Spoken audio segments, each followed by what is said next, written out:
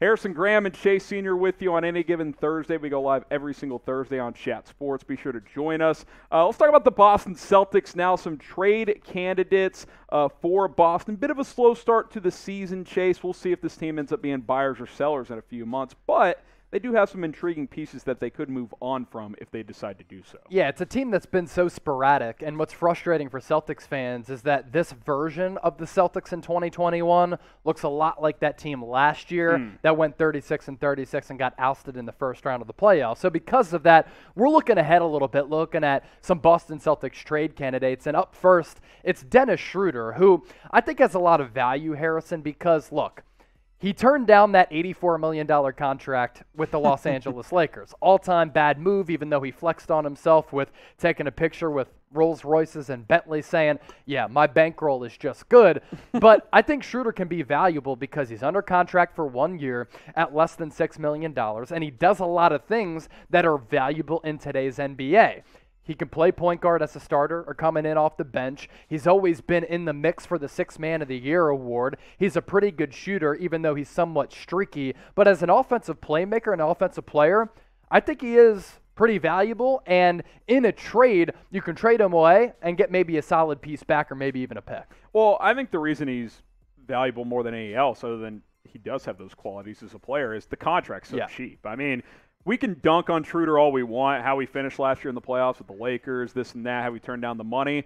A guy that can give you like 15, 5, and 5 pretty consistently, 15 points, 5 rebounds, 5 assists, that's pretty valuable for $5.9 million. I mean, that's very easy contract to move. If you're Boston, maybe it ends up being a trade where if you're Boston, you're trying to swing for a bigger player, and you're saying, hey, we got Schroder, who's a nice, cheaper piece. Maybe a third team wants to take him on as a facilitator, and then you bring in one of those, type of stars that could become available, a Bradley Beal or someone like that. You'd obviously have to move other contracts around. But his performance at that contract is one of the better contracts in the NBA, if we're being totally honest. So I definitely think moving him would not be very difficult whatsoever. What do you guys think, though? Do you think Schroder should stay or go? Type T, if you think the Boston Celtics should trade him. Type K, if you think they should keep him. Obviously, very early on in the season. Let us know what you guys think down below. Let's go to our next guy here, a guy that I am just not a big fan of, Josh Richardson, who Boston added before the season. And look, we saw Dallas trade Seth Curry for Jay Rich last year. One of the worst trades of all time. It's maybe the worst role player for role player trade that's ever occurred in the NBA. Yeah. The simple fact here, Chase, is Josh Richardson has fallen off. A few years ago, this was like he was a textbook 3-and-D guy. Like, oh, he'll shoot 38% from three. He'll defend 2s and 3s, sometimes point guards, and his player efficiency rating is very good. He's the opposite of all that now. He's a below-average defender. He can't shoot at all, and you can't start him. So he's just fallen off. I know Boston's hoping to kind of recapture some of that ability we saw earlier in his career. I don't know what you would get for him in a trade, but early on in the season, he hasn't given Boston much. Yeah, 2018-19, Josh Richardson with the Miami Heat, a player development factory, averaged 16.5 points per game. And in that first-round series against Philly, he played really well, and his value was at an all-time high that year. And then from that point on, his game has really just tanked. He's always been a pretty solid defender, but the offensive consistency just hasn't been there. And a guy like that who plays good defense but is limited offensively just kind of kills you when he's a mainstay in that rotation. He's getting 17.5 minutes per game so far with the Celtics throughout the first 4 games of the year. Has not been good enough. So I think he could be traded at some point.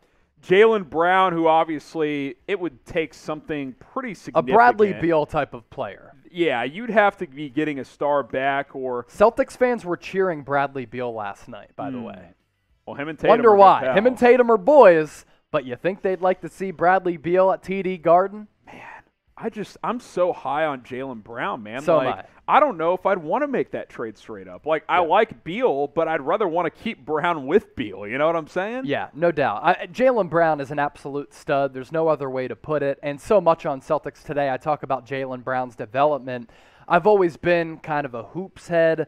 My first job out of college in Illinois, I watched a lot of high school hoops and scouted a lot of players who went on to play big-time college basketball. Some of them are in the NBA right now. So I love just seeing players who are raw and have a bunch of athletic ability work so diligently on their games to become better players down the road. And you see that year-by-year progress with Jaylen Brown to the point where you're like, okay, this guy at some point has a ceiling, right? Or maybe he doesn't, because he just continues to get better. The upward trajectory of his game is a credit to how much work Jaylen Brown has put into it.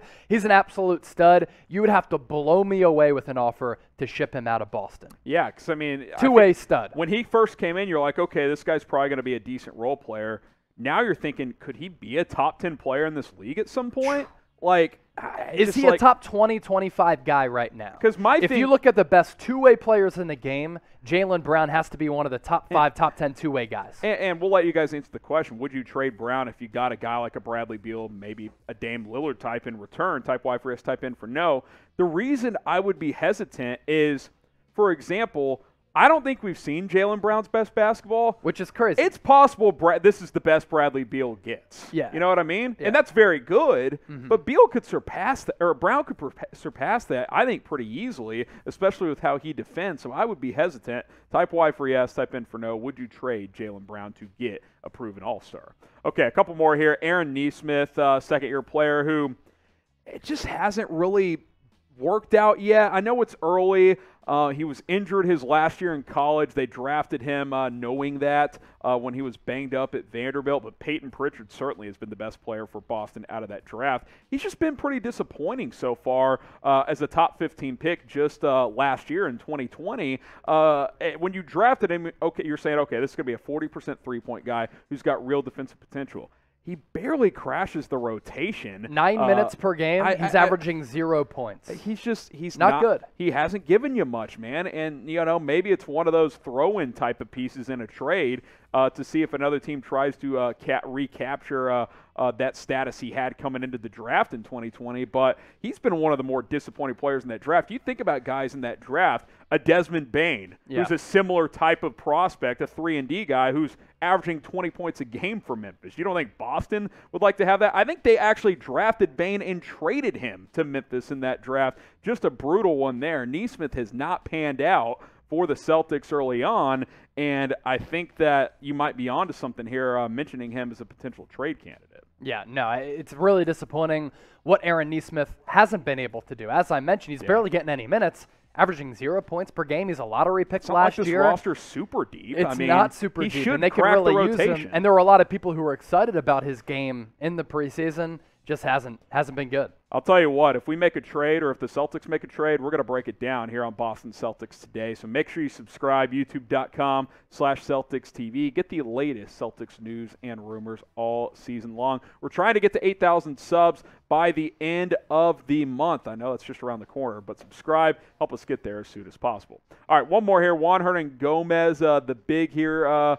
Chase, what are the offseason additions to this roster? Maybe get like a second-round pick for him or something like that? Yeah, there was a short amount of time in Minnesota where people are like, okay, Juan Hernangomez, a big man who can shoot, stretch the floor a little bit. He's getting DNP'd by Boston and hasn't been able to crack that rotation.